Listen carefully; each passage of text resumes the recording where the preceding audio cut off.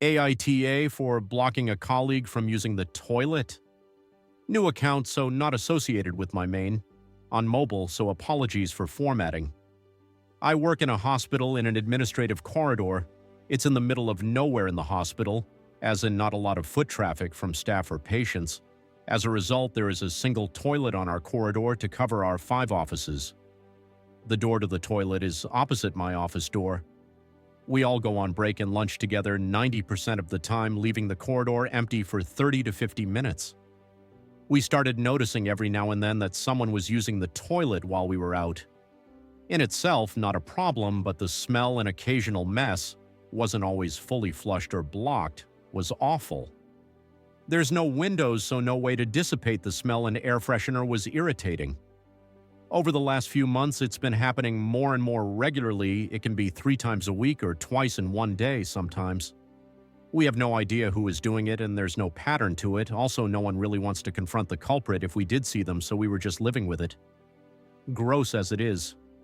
2 weeks ago, all but one of us went on break, and a patient wandered into the corridor, was acting strangely, and blocked the colleague in her office. She was pretty shaken up, but thankfully we do have panic buttons in our offices. Afterward, I submitted a request for a lock on the corridor. It's one of those key code ones, and a bell. It's mildly annoying, but we get very little traffic outside, mail, and a few doctors, so it's not like we constantly have to let people in. It got installed on Wednesday last week, and Friday I got an email from one of the medical secretaries, who works on a different floor, asking for the code to our corridor. I responded, why would she need it? Immediately my phone rings. She explains she has bowel issues that she takes laxatives for, and the toilet on our corridor is one of the only single cubicle toilets in the hospital, and it has the most privacy, so she will be stuck without it. Where I might be the AH. I told her I was sorry, but I didn't think we would be giving the code to any non-necessary staff, and hung up. The office is a bit mixed. Most are glad we won't have to deal with the stink she leaves behind, but one girl thinks we are being needlessly cruel, and it's not the reason we have the lock, so we shouldn't gatekeep a toilet, and one is flip-flopping. I do feel bad for her, but she was making our work environment seriously unpleasant on a regular basis. So AITA, TLDR. I may be TAH for refusing to give the code for our corridor door to a member of staff from a different department, meaning she can no longer use our toilet. AITA added is hospital policy that areas where patient data are held are necessary staff access only.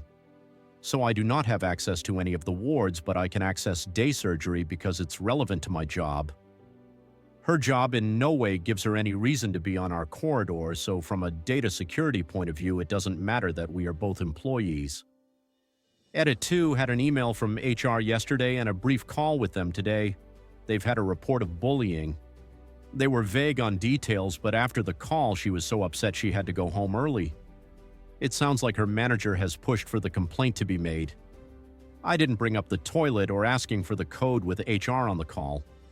I just explained that I received an email and a brief call on Friday from someone in that department, but to my knowledge, this is the extent of our interactions. They didn't ask about the contents of the call, and I didn't offer any additional information. I'm going to speak to my union rep just in case this gets escalated, but I'm hoping she won't want to get into it and we can all just move on. Update, link to original in case anyone is interested. So a few things happened, so thought I'd update. I had an HR meeting scheduled Wednesday last week, but they canceled the day before saying the issue had been resolved. I still wanted a meeting, but things were manic, so we rescheduled for Tuesday this week. I was working from home the next 2 days, Thursday and Friday last week, due to my youngest being ill. I got a text Friday mid-morning from the office saying they thought someone had been in and used the toilet while they were on break.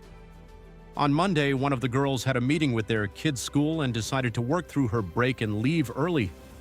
About 5 minutes after everyone left, she heard the door open and saw someone she didn't know. As per policy, she challenged her, as in asked who she was, to see her ID and why she was here, and she was told she was medical secretary, MS from here on, and she had permission to use the bathroom on our corridor. When I came back from break, I emailed HR along the lines. Regarding the situation with MS, I've been made aware that she has been granted access to our department in order to use the bathroom. I would have appreciated being made aware of this decision as we leave our personal belongings in the office, as we understood it was a secure area with access only for those who need to be there. I would also like to know why I wasn't consulted on this decision as manager of the department, as I previously had to sign off on security access for other staff members with access. I would be grateful if you could please add these to the discussion points for tomorrow's meeting. Well, to say shit the fan after sending the email would be an understatement. I was immediately called and asked what this was about. Why would MS need to use our bathroom? At this point, I forwarded my previous email correspondence along with a summary of our phone conversation. HR said they would get back to me.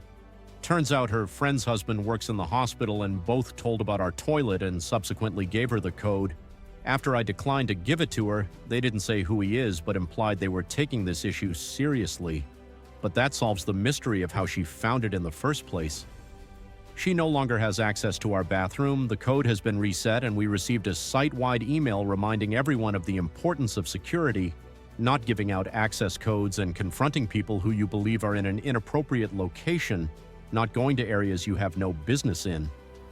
The gossip mill is in full force around the hospital, but I am trying to keep out of it as much as possible. I'm just glad we won't have to deal with it anymore. Hopefully that's the end of it. It's practically impossible to fire people in the NHS, so I doubt there will be serious consequences. Update 2.